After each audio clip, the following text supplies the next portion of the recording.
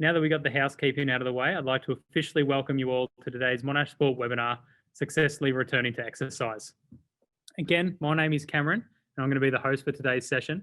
My usual role at Monash Sport is as a project coordinator, usually a bit more behind the scenes, but I'm thrilled to be able to host this today. Firstly, I wish to acknowledge the people of the Kulin Nations on whose land we are gathered today.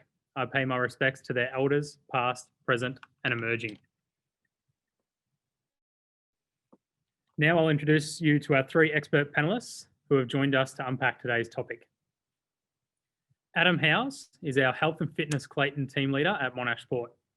Commencing with Monash Sport in 2010 and having over 22 years in the experience in the health and fitness industry, Adam provides a strategic and achievable look into how a planned return to training can assist with long-term results. Next is Tanya, a current AFLW superstar for Greater Western Sydney and Participation Programs Officer for Monash Sport. Tanya is a resilient, high-achieving athlete we are proud to have on our team.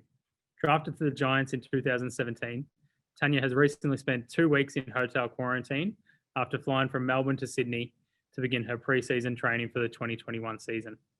Tanya will give us an insight in how she has maintained her fitness whilst confined in a hotel room and talk us through the steps she is taking to safely commence her pre-season training. Then we have Luke, who is a physiotherapist and has been for over 10 years after graduating from the University of Melbourne. And we proudly call Luke and the team at Integrated Health our neighbours within Monash Sport Clayton. Luke commenced his career in community private practice before refining his skills in football or soccer over the last 6 years, which has included experience both overseas and in Australia. More recently, he's experienced working in Spain, Austria, Germany, Czech Republic, and Mexico. Welcome to you all and thank you for joining us.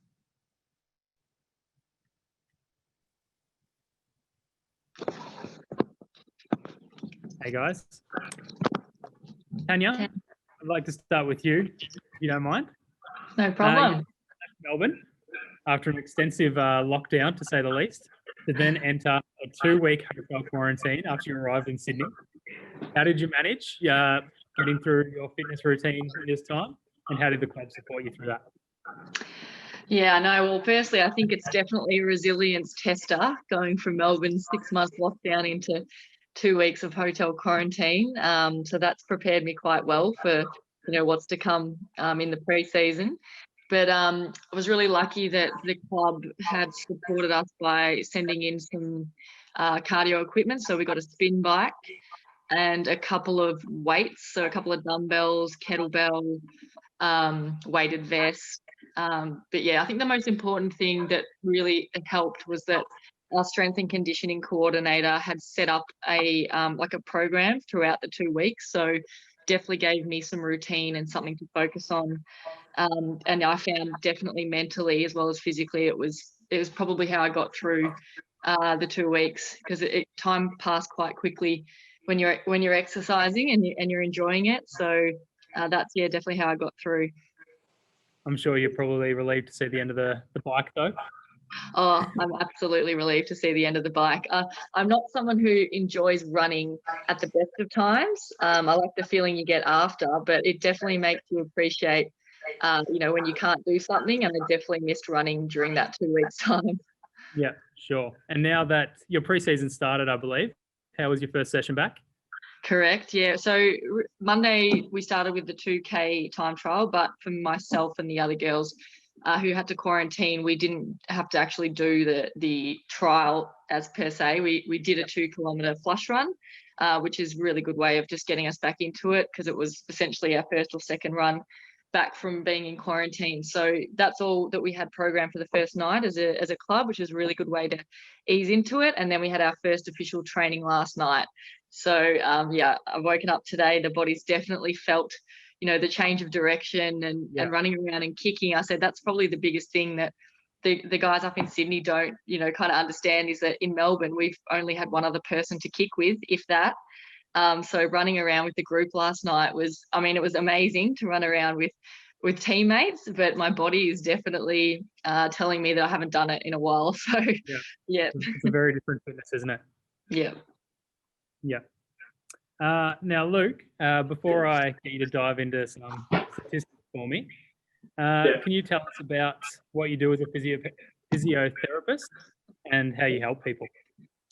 Well, I suppose hi everyone, by the way. I suppose the best way to put it is physiotherapists look at movements. Of course, people come to see us if they've got pains and issues with, whether it be with sport or particular injuries, or whether it's, operative procedures that they're trying to recover from. But I think that the simple thing is being able to assess someone's movement and hopefully being able to help them move better for whatever reason. It doesn't necessarily have to be an injury focused. It can also be in regards to performance. But, I guess most people will understand physiotherapist as someone who come to if you've got some pains or injuries. So yeah, that's kind of our role.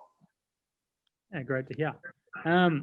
Now, do you have any statistics in regards to injuries at a grassroots level that have occurred post COVID-19 lockdown? Well, we don't actually have any current statistics regarding grassroots, but what I will like to relate that to is a lot of the early statistics that have come from some professional sports. I think it's really important that we, even though, the levels are very different for the average, kind of weekend warrior to perhaps what Tanya's doing at a more elite stage, it's really good to be able to use those statistics and sort of guide yourself through being able to return to exercise, whether it be like, it doesn't have to be sport, it can be gym, it can be all sorts of things. We're all trying to familiarize ourselves with ourselves again, which is really tough. Even for myself, being locked down and trying to find alternatives. And, Tanya was saying before, being around, the girls and probably having a kick of the footy and running around and changing direction and even just like, banter, on the field. It changes the whole aspect of how your body will respond. But not to bore anyone, but I'll give you sort of like a semblance of what we're picking at in terms of the statistics. So I'm going to turn this a little bit like to pre-COVID. So not sure if everyone's aware of the NFL, which is like gridiron, the American sport. In 2011, they actually had like a lockdown. It wasn't for any kind of COVID issue, but it was actually to do with some pay disputes and stuff. And they locked it down for 4 months. So preseason was usually 14 weeks and reduced down to 17 days. In the opening week of the NFL competition, they had 10 ruptured Achilles, which is ridiculous. So you don't get that kind of number in 1 week. You might get a ruptured Achilles, on the gridiron, maybe once every 2 or 3 weeks, or maybe once a month. But yeah, not 10 in one go. It kind of tells you the lack of preparation that can occur. The Bundesliga, in terms of COVID, Bundesliga is the German soccer league. They were the first to start releasing stats of post-COVID injury reporting. And they had a 266% increase in injuries on their opening weekend. So they were away for 2 months, came back to play. Teams were in their own little hubs and stuff and still training and practicing. But, I guess this is a weird type of preparation and had a lot of injuries in the opening weekend and still do. I think something that will probably be even more kind of hitting home is the AFL, who've released their own regarding the men's competition that's just finished as well. They usually have an official report that happens next year, but this year they've done some early stuff and it was a bit alarming. So I'll just bear with me, but the total injuries did increase a little bit. That wasn't the concerning thing, but the number of soft tissue injuries was really high. So the one that we're looking at was hamstring injuries, and that increased by 73%. So the AFL did a lot of stuff to try and help, reduce, the number of minutes and try and help with the fixturing and things like that. But they still ended up with, an increase of 70% in the hamstring injuries, which is really, really, really high. And the regular or the normal hamstring numbers you get didn't come down until round 14. So that just tells you how long it took for elite, finely tuned players to even become accustomed to the demands. So yeah, it's crazy. It's going to be interesting. I grassroots level, I can only assume might be sort of similar, if not probably more, because they don't necessarily have the resources. But yeah, it'll be a very interesting time in the next 3-4 months. Just out of interest, Tanya, like, are those stats something that you discuss internally with the Giants, and do those numbers concern you at all? Oh, they definitely concern me because that is alarming, and you could kind of tell that watching, during the season if you watch the games. But I guess for us, it's a little bit different in that our season or our schedule isn't compromised in that regard. So our pre-season length of time and our actual in-season length are all the same. So nothing really changes in that regard. I guess everyone's a bit more cautious and heightened about making sure that we're prepped to play, and they're kind of things that each club will make sure that they're doing anyway. But yeah, in terms of our actual pre-season, everything's still as is. So nothing's been changed per se, but I guess again, with the way the world is and COVID, you never know what's around the corner. But yeah, at this stage, all good. Yeah, okay. We'll touch wood that stays that way then. It's a pretty good segue. I'm going to throw to you now, Adam. Now that the fitness centre has been open for pretty much 2 full weeks, and we expect further easing next week, what steps do you recommend people take in the first few weeks to safely return to their training?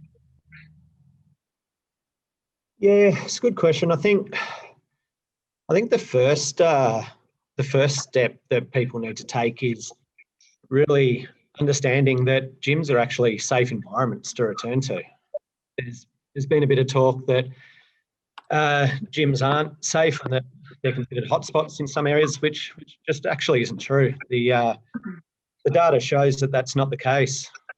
Prior to Metro Melbourne gyms reopening, obviously interstate gyms were open at various different points before we were, and there's data from New South Wales gyms that show, across a certain period of time, they had like 24 million visits across about 1,200 different facilities. And they had 19 instances of people attending that facility who had at some point had close contact with someone with COVID. So 19 people across 24 million people equates to, it's 0.00008% chance of interacting with someone with COVID in a gym. And you even look at South Australia, they've obviously gone into their hard lockdown, so all of their gyms are closed again. While they were reopened after their first lockdown, they had 8 million visits across 300 different facilities, and not a single transmission across 8 million visits. So I think the first thing to do is to understand that there'll be people watching this webinar who have returned to the gym, and that's great. And there'll be people potentially watching it who are a little bit anxious about returning to the gym, and that's understandable as well. But the data shows that there's nothing to be nervous about. Gyms have protocols and practices in place to ensure that it really is safe to come back. So I'll preference my answer with that. That's the first thing. And then for those that do choose to come back, it's a good question. How do they approach the first few weeks of their training? The most obvious answer is to take it slow and not try and pick up where you left off. And it sounds obvious, but we see it all the time. We've had a couple of instances last week here at Sport where people might have tried to do that and they came undone a little bit doing so. So take your time. Understand that you haven't exercised. You may not have exercised regularly at all over lockdown, or potentially you have, but not in a fitness centre environment and applied those kind of training protocols. So you need to take that into account. Yeah, I think less obvious, and both Tanya and Luke have already mentioned about creating a routine. I think that's really important. And I think you really need to aim for consistency rather than quantifiable results at this stage. It's just about just getting back into it. Don't worry, don't chase the numbers. Don't worry about how much you're lifting or what level you're doing on the bike or how far you're running on the treadmill. Don't worry about that stuff so much at the moment.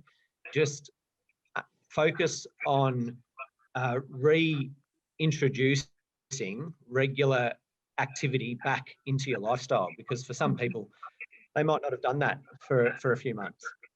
And I guess it's a good segue to like your lifestyle. The other thing that people should be trying to do if they're getting back into exercise is potentially assessing the other aspects of your lifestyle as well. So that might be the food that you eat, how much sleep you're getting at night, what stress levels are like at the moment. Stress levels for everyone has been all over the place for the last few months, but you can get your exercise sorted and you can be focusing on that really well. But if the rest of your lifestyle's not in order, then the exercise stuff's not going to work.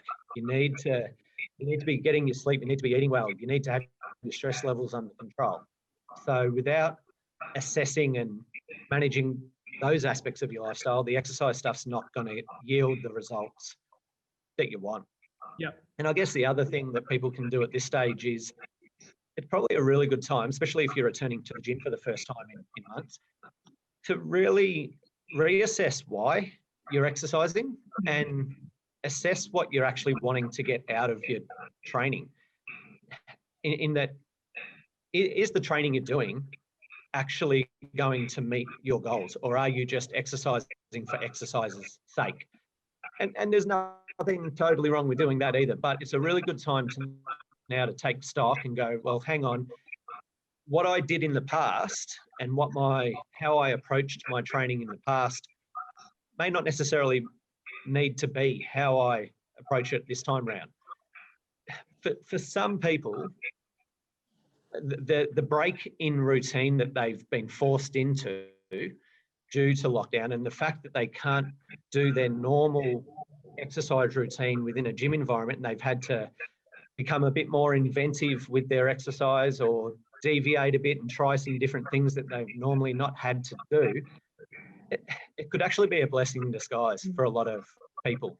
And there's some people that will revert straight back to what they used to do pre-lockdown, and for some people that might be okay, but that shouldn't necessarily be the default response. It's time now to go, well, how do I go about my exercise? A bit of a refresh and a restart, if you will.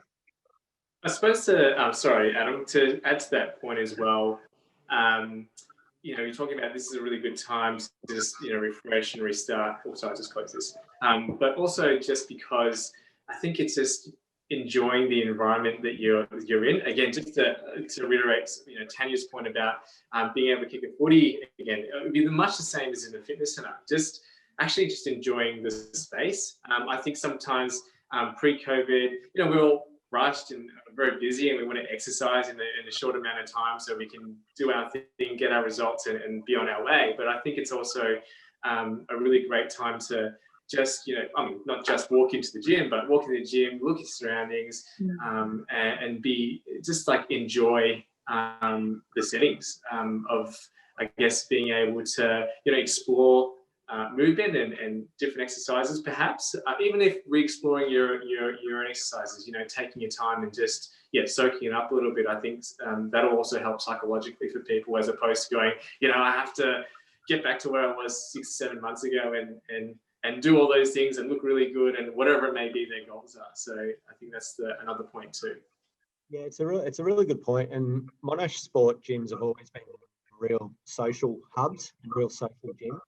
We've been, I guess, the conduit for a lot of students, especially to form social groups. So for a lot of our members, coming to the gym and training has physical benefits, but for a lot of people, our members, the social interaction is easily one of the top 3 reasons they come to the gym. So to be able to re-engage with people who you haven't seen for a while and just interact again with people, like you're saying, that's difficult at the moment with the strict limits that we're somewhat required to adhere to. Now that changes next week, but I think you're right. I think it's not all about the training, just getting back into that environment and enjoying being back into that environment is definitely important. And it sort of ties back to one of your original points as well, Adam, that I really liked in terms of not just focusing on, just increasing your load and, increasing your numbers or decreasing your numbers, whatever it is your goal is, but just getting in the routine and resetting what you were doing and just getting back in the swing of it.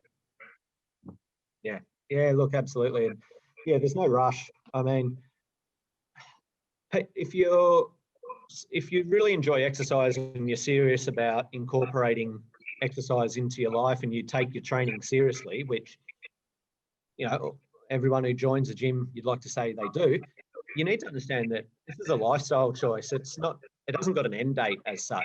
So, you know, unless you're specifically training for a particular event, which, let's be honest, you're probably not at the moment because there are no events really or competitions really running, then there doesn't need to be an end date on things. It's really about exercise being a lifestyle choice. So you've got a long time in order to incorporate exercise into your life. So there's no rush, basically. Take your time. Like I said, build that consistency before you worry about intensity. And once you've got that consistency in a set routine where you can incorporate exercise into your lifestyle easily and regularly, then start worrying about, you know, how you can improve each training session. But right now, that shouldn't necessarily be the focus. Yeah, great. Tanya, I'm just going to bring it back to your pre-season training at the moment as well. I know we've spoken about there's not too much change in your upcoming season, but can you run us through what your plan is for the rest of pre-season? And has that changed at all from, you know, regular pre-season you've done with the Giants the last few years? Yeah, so like I said earlier, the actual timelines of our season haven't changed as yet, especially for pre-season. So the amount of time that we're actually at the club for our trainings hasn't changed. So it's about 3 hours for 3 sessions a week. But how we, I guess, train is very different due to COVID. So, for example, we're only allowed inside for 1 hour a session. So that's made us have to adapt. So, for example, instead of having our meetings inside, we always have a team meeting before we start. That's now outside on an oval, for example, because there's less restrictions outside. So it's just adapting to things like that. So we also are in groups of 10 at the moment due to contact. We're not allowed any contact training at the moment. So, but we are all allowed to train as a group once a week. So we can do full, the whole squad of 30 is 1 session a week, but outside of that, we're in groups of 10 that we have to stick to our warm-ups and things like that. So yeah, we're all kind of getting used to that at the moment. That's obviously very different to what we've done before, but it, you know, in a sense, it's actually good because you tend to, you know, especially in our program, we're trying to fit so much in such a short amount of time. Yeah. So to actually have this where you go, you're only allowed inside for an hour, it means that once everyone gets in and we do our gym sessions, we're doing it, we're done, we're out. We actually leave at a decent hour. Do you know what I mean? Like, so things like that are actually the benefit, I guess, of having these stricter protocols. But I guess the way pre-season looks with no contact, you know, that's going to be something that potentially, you know, from an injury perspective, they're going to have to manage in terms of when do they bring that in. Obviously, that's dependent on rules, but the way, I guess, we're probably a little bit more used to this in that the club hasn't we don't come in day one and start tackling, for example. Yeah. They build that in to the program as we get, you know, stronger, for example, from our gym program. So I guess in that regard, we're not going to be too far behind, but I guess that's just the league's got to decide at what point we can do that, but very much governed by the COVID situation. So a lot of it at the moment is a combination of conditioning, gym and ball work. That kind of sets off our next 5 to 6 weeks. And then post that, we would normally have practice matches. But again, I don't believe we will have that maybe. The, you know, flights, all of that. There's a lot that will be on the run. And, you know, I guess that, again, it comes down to how much you can just focus on what you can control, what you've got in front of you, and try not to let everything else, you know, like as an example, we've just spoken about SA going into a lockdown. I believe that Adelaide Football Club, the women's, can't actually train at the moment. So there's all these little things that, you know, might change the scope of the competition or what we're supposed to do. So yeah, like you just got to look at what you can control and take each training at a time, really. But yeah, that's how our next kind of 6 weeks looks like. Is there any sort of benchmarking in the competition in terms of state restrictions? So obviously SA going into lockdown, they're going to have different rules to what Queensland have. Is there any sort of benchmarking to sort of keep fairness for all different states? Well, it's a very good question, and like I'm speaking just from something that I found out yesterday, for example, with Adelaide. So the league every team had to adapt to Victoria's rules. So when they could only train in groups of 10, the rest of the competition had to train in groups of 10. So I don't have, exactly what's going to happen right now with fairness in Adelaide, but I would think that they're going to have to work something out, because it won't be fair for them not to train and everybody else able to train. But I think this is, again, just my opinion and seeing what's going to happen, but maybe because at the moment it's supposed to be 6 days, they may just ride that out. But I guess if it goes any longer than that, there's going to have to be serious considerations. And again, this is, I'm not sure if everyone is aware, but these are all things that we kind of are faced with prior to the comp. Like, are we potentially looking at hubs? Now, that's very difficult for the women's competition because we're not full-time athletes. There's a lot of people who have full-time jobs that it actually will be impossible for them to get leave or be able to commit to a hub. But they are serious things that we're facing that we may have to do, and that's what the league's working on behind the scenes. So I would imagine, like SA going into a lockdown, that they're working on how can we make this fair across the board. Yeah, certainly. I hadn't really thought about it until we started chatting about it then, but that's going to be an interesting one to watch, to say the least. Yep. Luke, I'm going to bring it back to you now. As a physio, obviously we've touched on, much of your time is spent helping people recover from whatever various injuries they may sustain. Do you have any tips that you could share with us for injury risk reduction?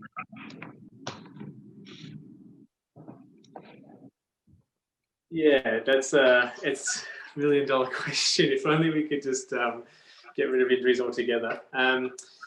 It's going to be hard because I suppose there's physios themselves will kind of be on the run as well. It's going to be quite difficult because how physios usually will look at an injury, say, or look at an issue is often history. And because there's not a lot of history, probably in the last 6 or 7 months, it'll be very much just trying to get people to, again, take their time. So what we would usually do is, set out timelines for people to do certain things, and they may look a lot longer, which can probably frustrate and annoy some people, but in the interests of obviously making sure that they load properly, that they manage themselves properly, I guess, it's a bit of a boring answer, but we just got to be able to take our time with things. If we are to, first of all, rehab from something, but also as we're doing things like risk reduction for injuries, again, we just want to be able to take our time. Perhaps, making sure that our routines are a little bit more condensed or cut down a little bit, so we can just, again, let our bodies familiarize with movement. So, again, in the gym, I think that's one of the big things is to make sure you're just familiarizing. There's a memory to exercising and movement. Our brains are, needing to provide that stimulation for our body. And unfortunately, we just haven't had that. So we're just trying to figure that out again, relearn all those movements. So before we look at heavy injury reduction, maybe just start with just learning to do the movements again. That's what the tips, spending the time to do that. And then you start loading a little bit because we just don't have a lot of history behind what our bodies have been doing the last, I guess this whole year almost. So it's or see a physio and see if you can get some further tips more than the boring answer that Luke gives. I mean, you call it boring, but to be honest, you've given me the absolute perfect segue to my next question, which I was going to throw to Adam, but Luke, feel free to chime in as well. How long do we dial back our training for, and when is the right time to start increasing our load again? So in a normal situation, and Adam will probably hopefully agree with me this one, in a normal situation, we would like to usually allow 4 to 6 weeks. So we, from a science perspective, we understand that strength really doesn't come into the fore anywhere between 8 to 12 weeks. So when you're actually training and you're feeling great and you're feeling stronger, a lot of that early gain is actually just from your brain stimulating your body, moving, recruiting muscles. It's just like switching on. So timeline wise, you'd be looking, anywhere between 1 to 2 months of just getting your body going. And I think Tanya mentioned flush runs before, which is I hate flush runs, but anyway. But yeah, it's you're just trying to get, all that crappy stuff out. And then after a little while, then you can really start moving on things like intensity. I don't know what Adam thinks, but probably about the 6 to 8 week mark, I'd say, in a normal situation. You might have to give yourself a little bit more time, maybe 8 to 12 weeks. Yeah, I agree. Look, Luke's made some really good points there. 4 to 6 to 8 weeks is normally a pretty good rule of thumb in terms of when to expect to see some sort of results and when to be able to increase intensity. I guess I'll just add to that 2 sort of points of consideration is progression is never linear, in that you're not going to start to see results and just see them keep going. True progression really goes like that. So I guess with that in mind, don't be disheartened if someone's training and they're starting to see some results, but then they feel as though they've had to take a little bit of a step back for a period of time, but then they start to see results again. So it's, getting your results is really a case of 3 steps forward, 2 steps back often. And that's totally normal. And that your body isn't designed just to continue to improve and improve and improve. Otherwise, we'd all have superpowers, basically. So I guess there's that. And specifically, Luke mentioned about strength increases. So good segue specifically to strength training or resistance training, working with external loads like you often do in a gym, whether it's barbell, dumbbell, whatever it might be. It's important to remember that progression in that sense doesn't have to come from how much weight you're lifting. You can easily increase the intensity of your workouts and give yourself a better workout and progress through other means as well. And that might be, keeping the weight the same, but increasing the reps, or keeping the weight the same, keeping the reps the same, but decreasing rest period, or in keeping the weight the same, keeping the reps the same, but increasing your range of movement, or adjusting the tempo. So there's lots of different ways within your training that you can make things more difficult for yourself in order to instigate improvement that have nothing to do with increasing the volume of weight that you're lifting. So it's often about training a bit smarter in that sense. Cool. Yeah, they were both really great answers, I thought. And it was great to hear you bring up the science so that we have a little bit of backing to both of your answers then. Adam, just with you again, but how often should people seek professional advice in terms of planning their training program, and why is that important? Answer the first part, how often should people seek advice? Just as often as possible. Engage with the staff or fitness professionals, whether they be physiotherapists like Luke or fitness trainers and personal trainers and such at a gym as often as you can and as often as you need to, really. Again, the general rule of thumb, to put a number to it, generally a standard exercise program for the general population, which essentially all of us, other than Tanya, we are all mostly general population. Tanya's, you can definitely class her in the elite level. But for general population gym members, which most people are, 6 to 8 weeks is normally a good touch point for an instructor to have a review of what you're doing, a formal review of what you're doing. But I don't want people to hear that 6 to 8 week mark and think, well, I shouldn't talk to the staff at the gym any other times other than that. Engage with them as much as possible. Ask as many questions as you've got. Different gyms have different levels of staffing. Monash Sport basically staff their gyms from the second we open to the second we close. So use the staff that are there as a resource as much as possible. And it's interesting, it ties back into consistency of performance a little bit, in that there's research by a gentleman called Dr. Paul Bedford. He's a bit of an expert when it comes to maintaining consistency within your training. His research shows that if a member engages with a staff member, so a member of a gym engages with a staff member of a facility almost every visit that they attend, they're 60% more likely to continue to train at that facility ongoing. And the other way to word that is, there's other research that shows if you engage with a staff member 4 times within a month, you're 80% more likely to continue your training in the following month. Now, engaging doesn't mean having to have a formal review of your exercise program every conversation. It's just a social interaction. It could be a 2-minute chat. And often these Dr. Bedford sort of identified that these engagements don't have to be all deep and meaningful about your training and to delve deep into the science of resistance training or anything like that.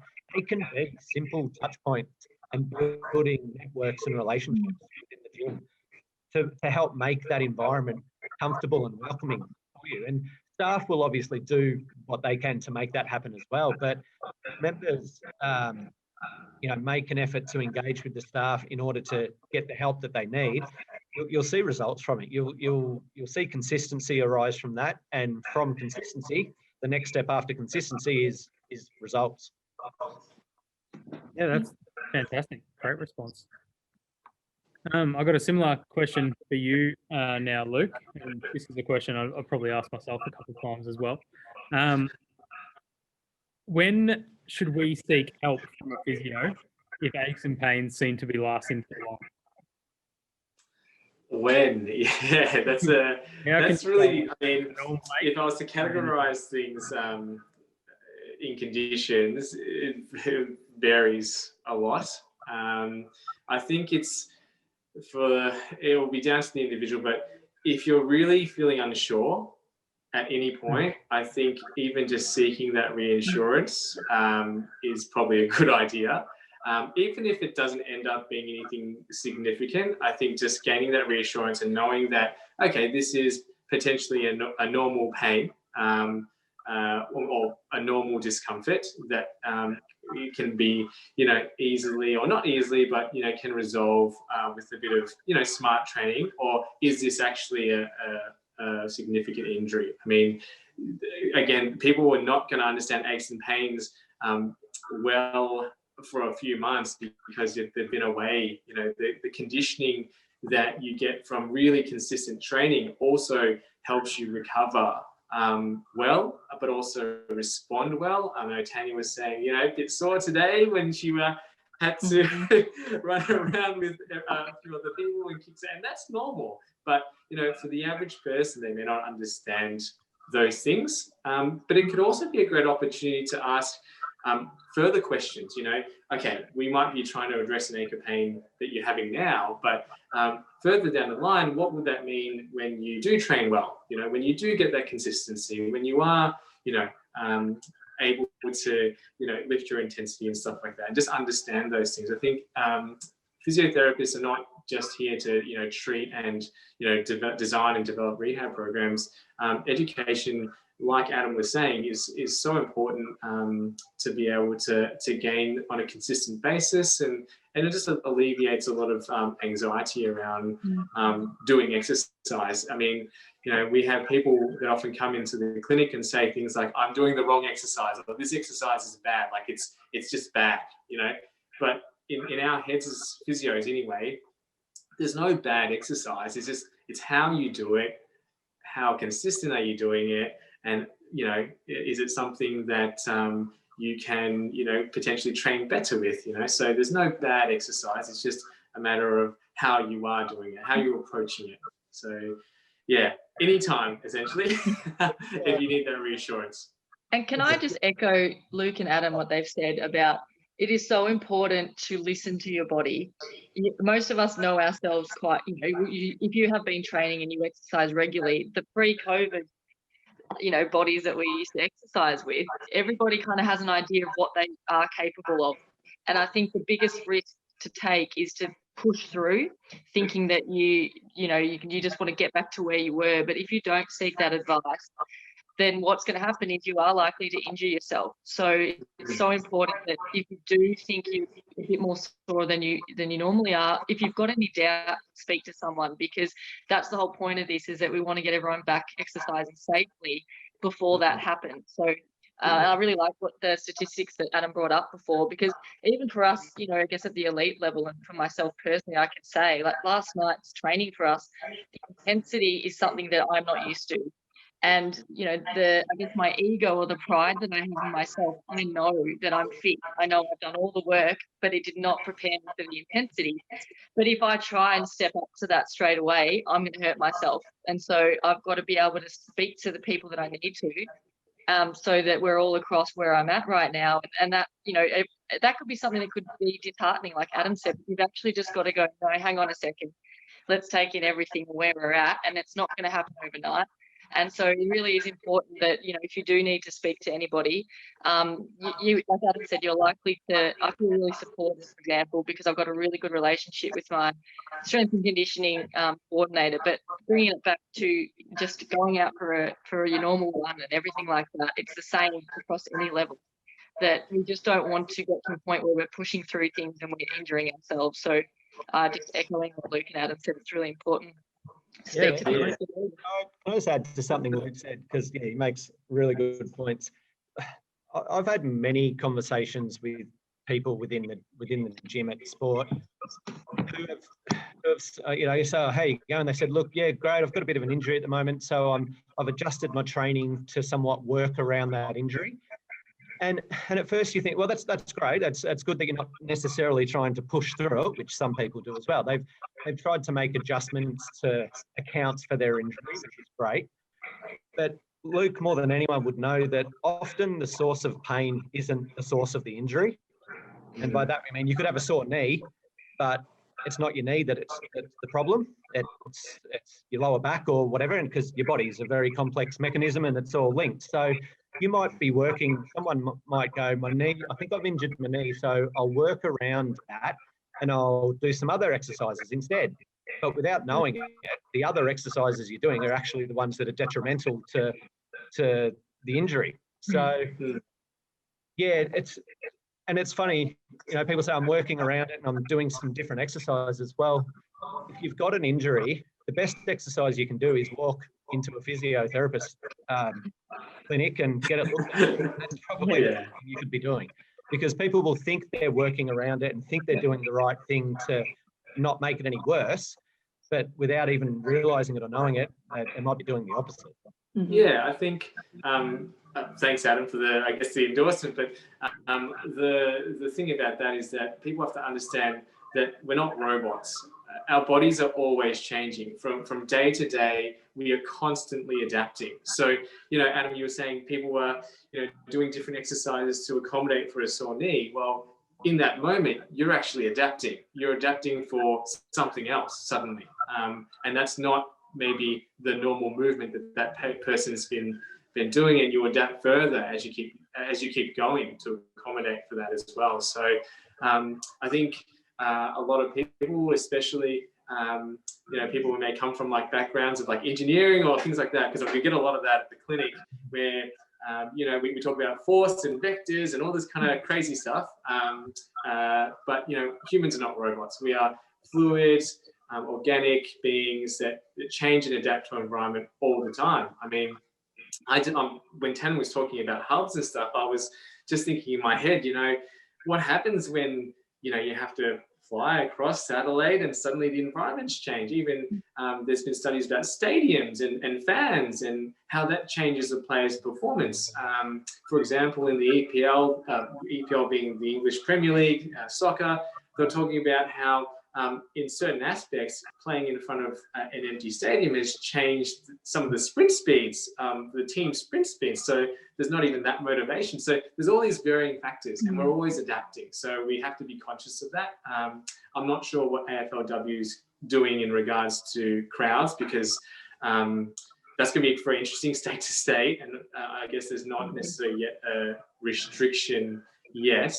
But that's going to change how the girls are going to play. You know, when there's a crowd, they're going to probably lift a little bit more, and they'll change how they'll operate. So yeah, just remember that we're always changing, and so you know, seeking help when you're in the gym. You know, when a fitness trainer, and I love walking into Monash and saying hi. I usually just say hi, but you know, it's just even saying hi. You know, I'm doing this today. As just that little bit of contact, and might bring on a bit of extra education and reassurance as well. That can do a lot for someone. So yeah, I guess don't be shy. Asking for help is better than not saying anything at all. Even if you think it's a silly question or a silly thing, it's more important to seek at least a bit of that reassurance and maybe some advice. Yep, absolutely. No such thing as a silly question. Not here anyway. Now we're heading towards the end, but Tanya, I just want to touch on one last thing with you. You've obviously had some first-hand experiences with injuries. For example, I know in 2015 you had a pretty major knee injury, which affected your draft hopes for the inaugural 2016 AFLW draft.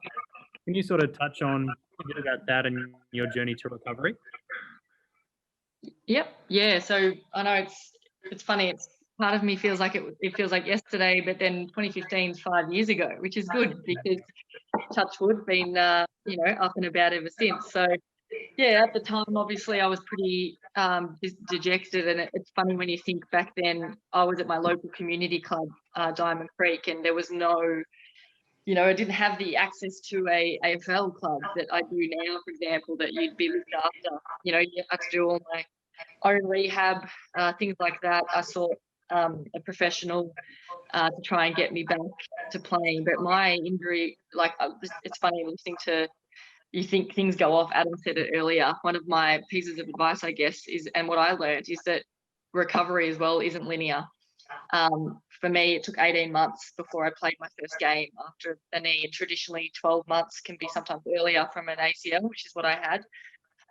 But I remember that I actually remember thinking, the first 3 months of my recovery was very smooth and I could do a lot of things. And I thought, how good is this? And then for no reason whatsoever, 3 months, I just could not get past swelling in my knee, for example, and I really, really struggled, and it took a long time to kind of get past that. So I guess in terms of, you've got to just remember that you're going to have your ups and downs, and it's so important to have goals, and you've got to celebrate the little wins along the way. And it may be running for the first time, it may be squatting, it could be anything, but you've just got to try, to stay as positive as you can. And yeah, just like I said, remember that it's ongoing. It's always ongoing. Even now, I'm very conscious of my knee, and I had a hip scope as well back then. So for me, I make sure that I always prep. We call it prep to play, but I do a lot of preparation prior to training and games so that I'm feeling really strong and ready to go. And that's just something that stays with me. So you do learn a lot. But yeah, I guess for me, missing out on that first draft, even though it was really disappointing at the time, but I was realistic that I probably wouldn't get picked. I'm here now, I'm playing in my 4th season at the Giants in Sydney, and at my age, I'm one of the old ones now, who's to say that would have happened if that injury never happened. So I think it's really important to see that there's always something good that can come out of being injured, for example. And for me, that's how I look at my AFLW career. Yeah, and you're certainly not alone in terms of experiencing a sport injury. I know we just put a little poll up then, and 80% of our viewers have reported that they have been injured while playing sport as well. So it's obviously pretty prevalent. Yep. Now, just before we start wrapping up, I'm just going to throw one last thing to all of you. But can you give us your top tip for the people at home to help them stay active and remain pain-free? Adam, maybe you can start. Top tip. Can I have 2? Yeah, go for it. They're a quick one. So I'll I've pen them all. mentioned it a couple of times in regards to consistency beating intensity. So just finding something that works for you, that you can work into your specific lifestyle and that you can do regularly and consistently. that's really important. If you can find that, whatever form of exercise that is, and whatever shape that takes, if it's something you enjoy doing, you can do it ongoing. It can become a part of your regular lifestyle. Then that's key, basically. And then I guess the other thing is, don't compare yourself to anyone else. Just compare yourself to yourself. Just because someone else that something worked for them, or that you're both doing the same thing, but they seem to be getting more out of it than you, that just try and block all that out. When it comes to exercise and training and reaping the benefits of that, you've really just got to keep it insular, and you've really just got to compare yourself to you. Really, don't necessarily worry about what everyone else is doing. Seek advice from others, especially others professionals within the industry, but don't look from afar at what others are doing and think, well, I'll try that, because that's not always the best way to go about it. Yep. Maybe over to you now, Tanya. Yeah, I agree. I think I said it earlier. I think it's really important to try and make something into a routine for you, because you're more likely to stick at it. So, and that it's just about beginning. The first step you take, that first session, whether it's gym or running, is a huge, huge goal. And you've got to actually look at that and go, yep, I've done it. And now this is my plan. So trying to be, I guess, as organized as you can with your time, but try and find a routine that works for you.